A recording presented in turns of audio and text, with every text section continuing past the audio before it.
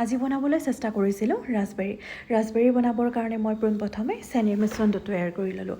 যিহেতু মই 2 কাপ চুজিৰে ৰাজবেৰীখিনি বনাম, সেয়েহে 2 কাপ চেনি, 1 কাপ পানী আৰু 1 চামুচ ইলাইচি পাউডাৰেৰে মই ধুনীয়াকৈ মিশ্ৰণটো তৈয়াৰ কৰি ল'লোঁ। তাৰপিছত কম জুইত মই চুজি 2 কাপো অলপ সময় ভাজি ল'লোঁ। মন কৰিব লাগিব যাতে চুজিৰ ৰংটো সলনি নহয়। অলপ সময় ভজাৰ পিছত মই প্ৰায় 50 গ্ৰামৰ জোখাৰে ঘিউ এড কৰিলোঁ। ঘিউ এড কৰি প্ৰায় 5 মিনিট সময় ভজাৰ পিছত মই 1.5 কাপৰ জোখাৰে গাখীৰ এড কৰিলোঁ।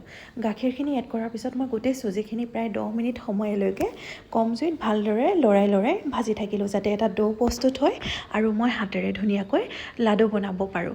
আৰু গোটেই চুজিখিনি মই এখন কাঁহীত নমাই এটা এটাকৈ লাডু বনাই গ'লোঁ আৰু কাষতে গৰম হৈ থকা তেলত মই লাড়ুবোৰ এটা এটাকৈ দি গ'লোঁ।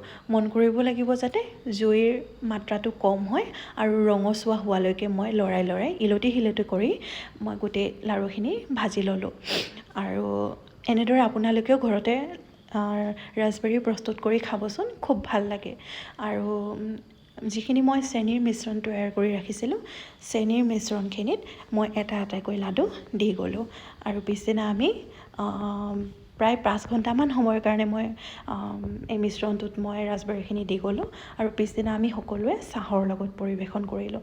খাই খুব ভাল লাগিলে, গম পাইছেনে?